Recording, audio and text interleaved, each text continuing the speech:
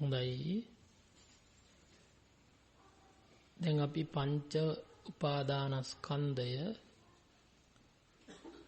කැඩි කැඩි යන දෙයක් පලෝක ස්වභාවය අපි දැක්කා.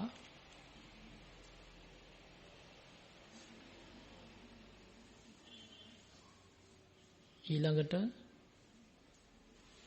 භාග්‍යතුන් වහන්සේ මේ පංච උපාදානස්කන්ධය නැත්තම් සත්වයා මේ ලෝකය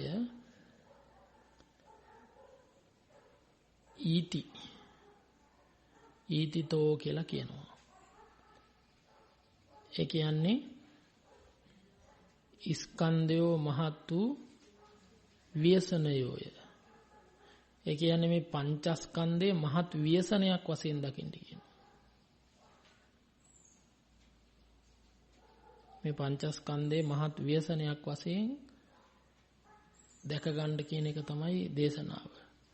පංචස්කන්ධේ ඊතිතෝ පස්සතෝ අනුලෝමිකං කන්තිං පටිලබති. මේ පස්සාකාර ස්කන්ධයන්ගේ ව්‍යසනය දකින්න.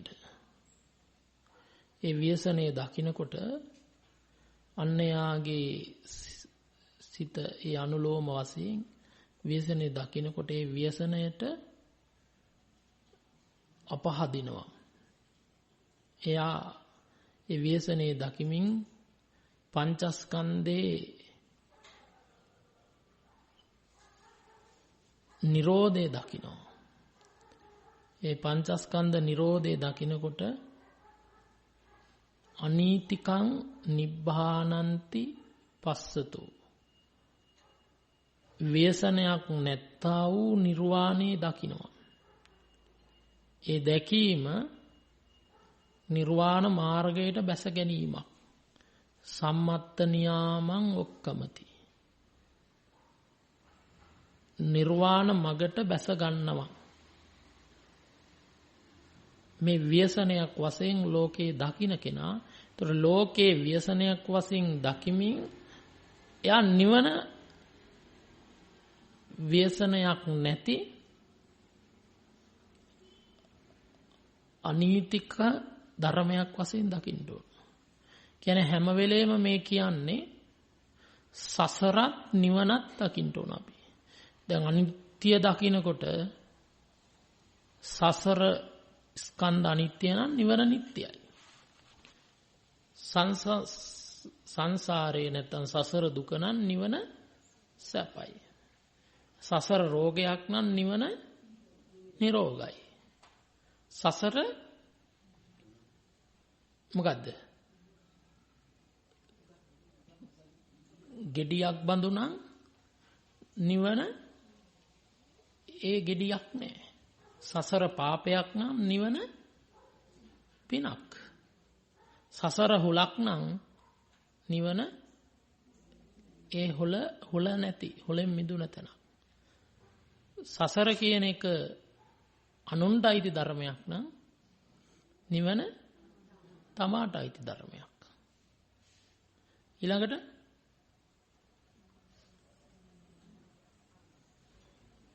සසර ආබාධ සහිතයි, නිවන අනාබාධයි, ආබාධ නැහැ.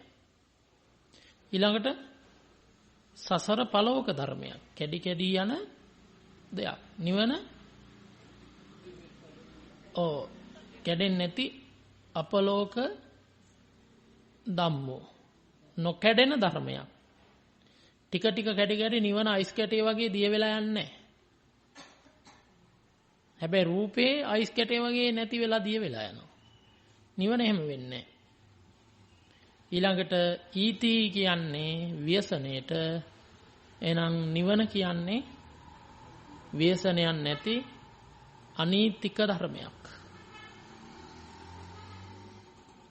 ව්‍යසන ගත්තහම ලෝකෙහි අඤ්ඤතරඤ්ඤතරේන ව්‍යසනේන සමන්නාගතෝ අඤ්ඤතරඤ්ඤතරේන දුක්ඛ ධම්මේන පුට්ටස්ස. අඤ්ඤතරඤ්ඤ තරේන නොඑක් නොඑක් ව්‍යසනයන් අතර නොඑක් නොඑක් දුක්ඛ ධම්මේන නොඑක් දුක්ඛ ධර්මයන් අතර අඤ්ඤතරඤ්ඤ තරේසු නොඑක් දුක්ඛ ධර්මයන්හි ව්‍යසනේන සමන්නාගතෝ ව්‍යසනයන්ගෙන් යුක්තයි. මොනවද ව්‍යසන මොනවද? එක ව්‍යසනයක් නෙවෙයි තියෙන්නේ. මොකද්ද? ඥාති මිත්‍රාදී ව්‍යසන. කොටින්ම තියෙනවා තමාගේ මව නැතිවීම ව්‍යසනයක්. පියා නැතිවීම ව්‍යසනයක්. දරුවෝ නැතිවීම ව්‍යසනයක්. ස්වාමියා භාර්යාව ඥාතීන් නැතිවීම මේවා තමයි ව්‍යසන කියන්නේ. ඥාති මිත්‍රාදීන් නැතිවීම ව්‍යසන. ඉතින් මේ ව්‍යසනයන්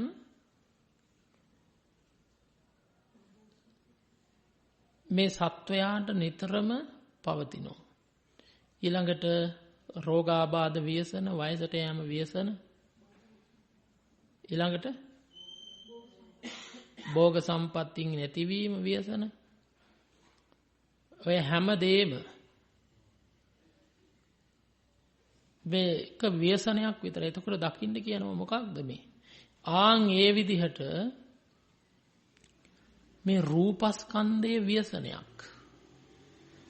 ඒතර ව්‍යසනය කියන්නේ කරදරයනේ. නේද? ඒතර මේ රූපය කරදරයක්, ව්‍යසනයක්, සැපක් නෙවෙයි. වේදනාව ව්‍යසනයක්, කරදරයක්. සංඥා සංකාර ව්‍යසනයක්, විඥානයේ ව්‍යසනයක්, කරදරයක්. දැන් විශේෂයෙන්ම අනුන්ගේ ව්‍යසනයන්හිදී අපි ශෝක කරන මොනවද? ඒක කියනවා දුක්ඛ ධම්මේන පුට්ටස්ස. නොඑක් දුක්ඛ ධර්ම තියෙනවා. මොනවද? ශෝකෝ සෝචනා. ශෝකය ශෝක කරන බව. ඊළඟට පරිදේවෝ පරිදේවනා. විලාප කිය ඇඬීම අඬන බව. ශෝකය ශෝක කරන බව. ඊළඟට උපායාසු උපායාසය. ශෝකය කියන්නේ තමන්ගේ කෙනෙක් මැරුණාම ඇතිවෙන හිතේ තියෙන දුක තමයි ශෝකය.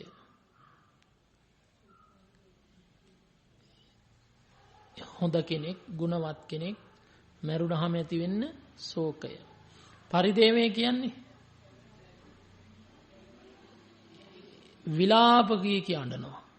ඔළුවේත් ගහගෙන, පපුවේත් ගහගෙන, කෑ ගහ අඬනවා. අර මලකෙවල් වල එහෙම ගියාම නේද? බොරුවටත් එක්ක අඬනවා. ගොඩක් අඬන්නේ බොරුවට. උපාසකම්මලගේ ඇඬිලි නම් ඔක්කොම මොකද්ද? අර ඇවිල්ලා ඉන්න කට්ටියට පේන්න. ඔව් නැන්දම්ම මැරුණාම මොකද?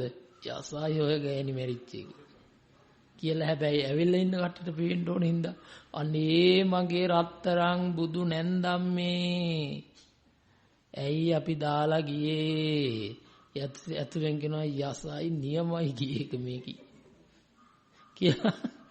ඉතින් කියනවා අර විදියට. හැබැයි පේන්න බොරුවට අඬන්න දක්ෂම කට්ටිය කවුද මේ ලෝකේ?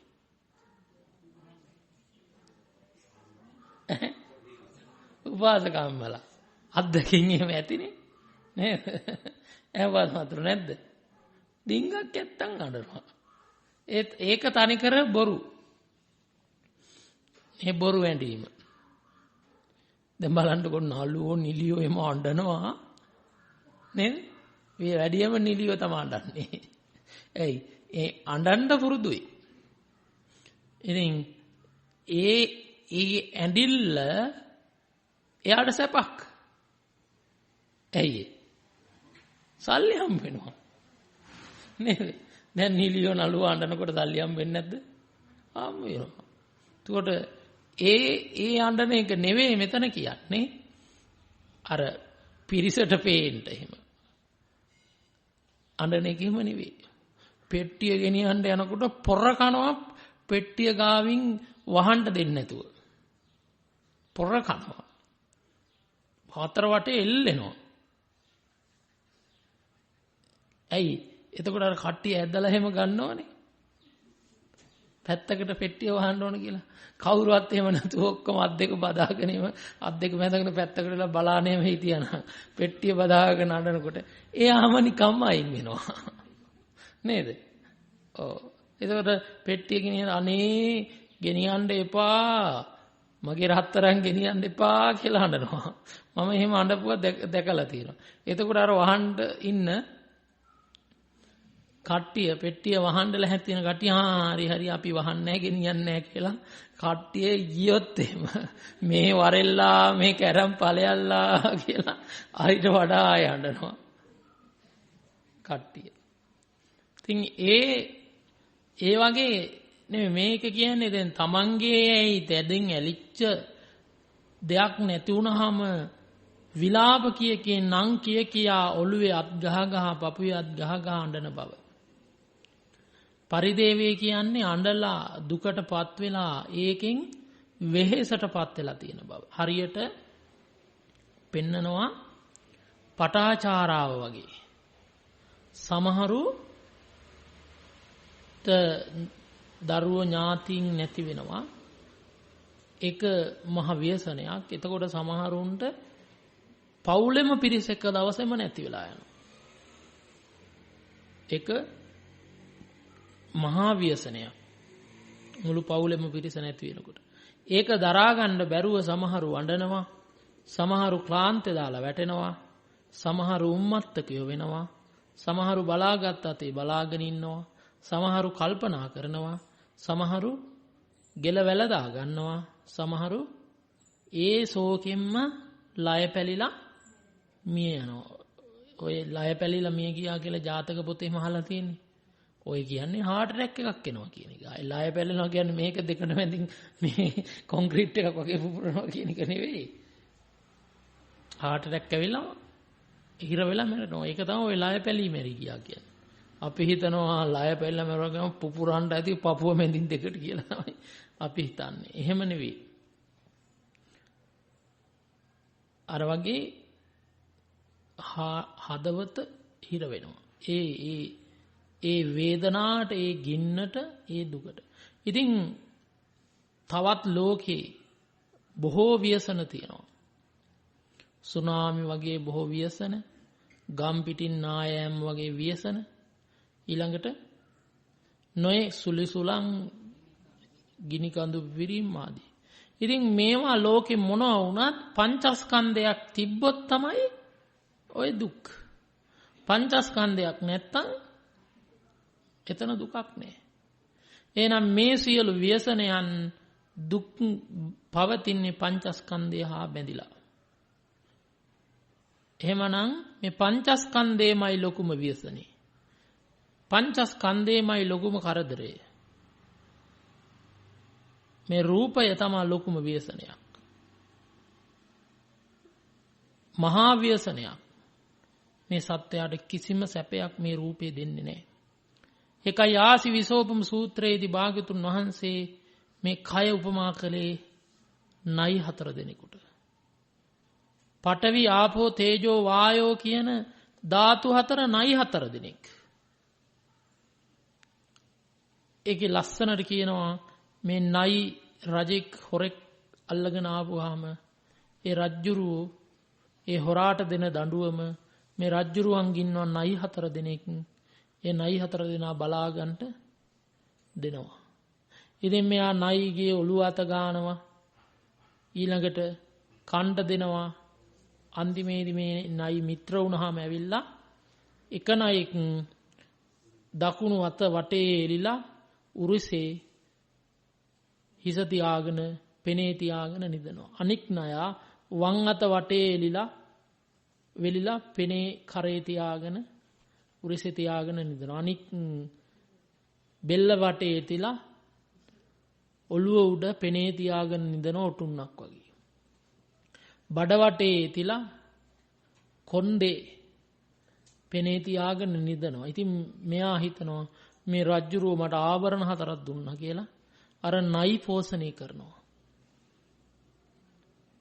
නයි පෝෂණය කර කර ඉන්නවා. පුංචි හරි දෙයකදී මේ නයිට අඩුවක් වෙනකොටම දෂ්ට කරනවා. එක නයෙක් දෂ්ට කරාම ශරීරේ ගල් වෙලා යනවා. තව නයෙක් දෂ්ට කරාම ශරීරේ කෑලි කෑලි ගැලවිලා යනවා.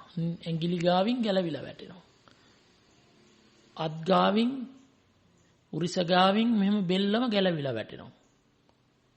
අවයව ගැලවි ගැලවි වැටෙනවා. ඊළඟ ණය දෂ්ට කරාම ශරීරය ගිනි අරගෙන විසටම ගිනි අරගෙන පිච්චිලා නැති වෙලා යනවා. ඊළඟ ණය දෂ්ට කරාම ශරීරේ කෑලි දියවි දියවි දියවි දියවි අයිස් කැටයක් දිය වෙලා යනවා වගේ දිය වෙලා ගලන්න පටන් ගන්නවා. ආන් ඔය වගේ තමයි බුදුරජාණන් වහන්සේ වදාලා මේ පඨවි ණය, ආපෝ ණය, තේජෝ ණය, වායෝ ණය. මේ ණයි 4 දෙනා. පඨවි ණය දෂ්ට කිරීමෙන් තමයි පිළිකා හැදෙන්නේ, ගෙඩි හැදෙන්නේ. ශරීරේ ඒ පඨවි ධාතු උස්සන්න වීමෙන් රෝග හැදෙන්නේ. සමහර විට හෘදය හිර වෙන්නේ. ඊළඟට සමහර විට නහර බ්ලොක් වෙන්නේ. තෙල් බැඳිලා හරි කියලා නහර බ්ලොක් වෙනවා. එතකොට නහර පුපුරනවා. මේවා වෙන්නේ පඨවි ණය දෂ්ට කරනකොට. එතකොට මේක මහා ව්‍යසනයක්. ආපෝ ණය දෂ්ට කිරීමෙන් තමයි සෙම් රෝග නොඑක් විදිහට සෙම් ප්‍රතිශාව කැස්ස මේ වගේ දේවල් ආපෝ ණය දෂ්ට කිරීම. තේජෝ ණය දෂ්ට කිරීමෙන් උණ ગેස්ට්‍රයිටිස්, යටිපතුල් දැවිලි, ඇස් දැවිලි, රක්ත වාතය කියයි අපි. එයා තේජෝ ණය දෂ්ට කිරීම. වායෝ ණය දෂ්ට කරනකොට ඒ වාත රෝග, හන්දි කැක්කුම්, එක එක වාත රෝග. ඒවා නිසාම වාත සමුට්ඨානාබාධ, වාතේ කිපෙනකොට ආබාධ වෙනවා. ඊළඟට සෙම්හ සමුට්ඨාන කියලා කියන්නේ ආපෝ කිපෙනකොට. පිත්ත සමුට්ඨාන කියන්නේ තේජෝ කිපෙනකොට. පඨවි කිපීමෙන් ඔන්න ඔය විදිහට මේ සත්වයාට නානාවිධ ව්‍යසනයන් මතුවෙනවා. එතකොට මේ කයම මහා අනතුරක්, මහා දුකක්, මහා ව්‍යසනයක්. ඉතින් මේවා වෙද්දි හටගන්නේ දුක් වේදනාවමයි. වේදනාවත් ව්‍යසනයක්. සැප වේදනාව නැතිවීම නිසාත් වේදනාව ව්‍යසනයක්. දුක් වේදනාව පැමිණීම නිසාත් වේදනාව ව්‍යසනයක්. සංඥාවත් වේදනාව අනුවම හට ගන්නවා, නැති වෙනවා. සංස්කාරයේ විඥානයේ මේ ටික ඔක්කොම ව්‍යසන. ඉතින් මේ හැම කමඨහනක් තුලම රූපය පිළිබඳව දකීම ලේසි. හැබැයි නාමය පිළිබඳව දකීම අමාරුයි. කාටද? කාටද අමාරු? ඉති බාලෝ, බාලයන්ට අමාරුයි. පණ්ඩිතයන්ට ලේසි. මේක කියන්නේ සසර තුල නුවණ වඩපු කෙනෙකුට හරි ලේසි මේක තේරෙනවා. සමහර නුවණ නැති කෙනෙකුට මේ ඔක්කොම එක වගේනි කියලා හිතෙනවා. ඒ නුවණ මදිකම. හැබැයි නුවණ තියෙන කෙනෙකුට එහෙම නැහැ. අන්න එතකොට පංච උපාදානස්කන්ධයම ව්‍යසනයක්. ඔය දරාගෙන ඉන්න ව්‍යසනයක්. කොයි මොහතක පහර දෙයිද දන්නේ. ඕන් කකුල දිගාරින් ඉන්නවා. ආය නමන්න පුළුවන් වෙයිද දන්නේ. ඒ අංශභාගය දුන. නමාගෙන ඉන්නවා දිගාරින්න පුළුවන් වෙයිද දන්නේ. ආයේ නැගිටින්න වෙයිද දන්නේ. පොඩ්ඩක් නැගිටලා බලන්න. නැගිට්ටට පස්සේ ඉඳ ගන්න වෙයිද දන්නේ. ඉඳගත්තට පස්සේ නැගිටින්න වෙයි. නිදාගත්තට පස්සේ ආයේ දැන් සමහරව ඉන්නවා රෑ නිදාගෙන කකුල ගන්න බලනකොට කකුල ගන්න බෑ. අංශභාගය ඇදිලා. ඔය වගේ ව්‍යසනයක ඉන්නේ මේ හැම කෙනාම. ඉතින් කොතනක කොයි මොහතක එයිද දන්නේ. කොහොමත් ටිකක් හරි තියෙනවා අර තරුණ කාලේ 40 50 පණිනකොට නම් ඉතින් කොහෙන් හරි එනවා. ඇවිල්ලා කලාතුරකින් තමයි සමහරුන්ට මේ රෝග ව්‍යසන නැත්තේ. කොටින්ම දුර්භික්ෂයක්. කොටින්ම ව්‍යසනයක් මේ ස්කන්ධ පංචකය. අනේ නම් මේ ස්කන්ධ පංචකය ව්‍යසනයක් වශයෙන් නැත්තම් ඊති කියලා කියන්නේ ව්‍යසනය. නොඑක් ව්‍යසනයන් තියෙනවා Tamanට. ඊළඟ අනුන්ටත් තියෙනවා ඒ ව්‍යසන. මේ විශ්ව ධාතුවේම අනුන්ටත් තියෙනවා හැම දෙයකටම තියෙනවා. ගහකට උනත් තියෙනවා. ගලකට උනත් තියෙනවා. පර්වතයකට වතුරට පවා ව්‍යසන තියෙනවා. ඒ ඔක්කොම අපි දකිමින් භාවනා කරන්න ඕන. දැන් එහෙනම් ඊති කියන විදිහට භාවනා කරන්න තියෙන්නේ. ඊට වඩා දැන් ලොකු ව්‍යසනයක් තියෙනවා. බඩගින්න. මෙයාට නම් ඒ ව්‍යසනේ තාම නැතුව ඇති. මට නම් තියෙනවා. කොසගින්න නැමැති මහා ගින්න තියෙනවා. නිමණ්ඩ බැරි ගින්නක් නේ. රහත් උනත් ඒ ගින්න තියෙනවා. රාග දේශ මොහ ගිනි ටික නම් රහත් උනාම හරි නිවා ගන්න පුළුවන්. නේ? බඩගින්න බෑ. අනුපාද ශේෂ පරිනිර්වාණ ධාතුවෙන් පිරිනිවෙන කම්ම තියෙන මහා ව්‍යසනයක් තමයි කුසගින්න. ඒක රහත් උනත් බෑ. ඒකට කියනවා බුප්පිපාසාව කියලා. තතියං බුප්පිපාසාති. තුන්වෙනි දස මාරයන්ගේ තුන්වෙනි මාරය තමයි බුප්පිපාසාව. ඒ කියන්නේ කුසගින්න හා පිපාසය. එතකොට මේකත් මාරේක්. බඩගින්න පිපාසය කියන්නේ මාරේක්. ඇයි බලන්න කොච්චරද මාරියෝ කියන්නේ. දැන් භාවනාවක් වැඩක් කරගන්න බෑනේ. උදේට කණ්ඩත් ඕන 10ට ගිලම්පතක් දෙනවා. ඒක බොණ්ඩත් ඕන. කැඳ ගේනවා. ඒක බොණ්ඩත් ඕන. කේකේ වගේ නෝ ඒක බොණ්ඩත් ඕන. ආයේ දවල් දානෙට ගණ්ඩත් ඕන. ආයේ 3ට විතර ගිලම්පතක් තියෙනවා. ආයේ හැන්දෑවේ තියෙනවා. ගිහියෝ නම් රැටත් කනවා. ඊට පස්සේ ඔය විදිහට කොච්චරනම් මේ බඩගින්න සංසිඳවනවද? උපන් දා ඉඳලා කෑවා තාම බඩ පිරিলা නෑ හැබැයි. නේ? පිරුන්නේ නැහනේ. ඒක තමයි ලොකුම ව්‍යසනේ. ඉතින් රහත් උනත් ওই ව්‍යසනේ තියෙනවා.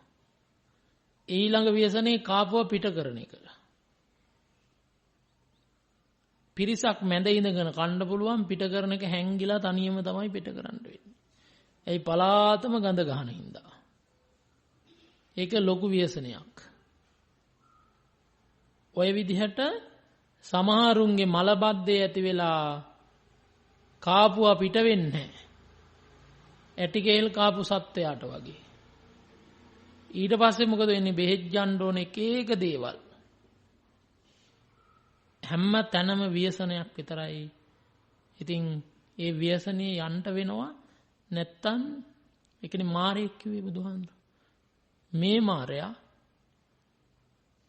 පරදවන්න බැරි මාරෙක්. සාපිපාසාව රහත් වෙලක් තියෙනවා. ඒ මාරයා පරදන්න නෙවෙයි තියෙන්නේ. ප්‍රමාණයකට දීගෙන රවට්ටගෙන යන්න තමයි තියෙන්නේ බඩගින්න නැමැති මාරයා. හොඳයි. දැන් එහෙනම් විනාඩි 5ක් විතර ආනාපාන සතිය වඩලා ඊට පස්සේ ස්කන්ධ යම් පිළිබඳව ව්‍යසනයක් වශයෙන් දකිමින් වඩන භාවනාව කියා දුන්න ආකාරයට කිරීමට යමු දැන් පටන් ගන්න.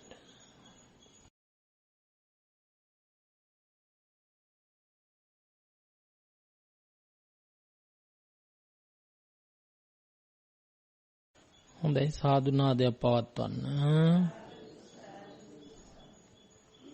හොඳයි වාසනාවන්ත පින්වතුනි, අද දානේ පූජා කරන්නට යෙදුන ඒ පින්වත් පිරිස වන්නේ මේ භාවනාවටම සහභාගී වන දොඩම්වල උපාසක උපාසිකාවන් පිරිස විසින්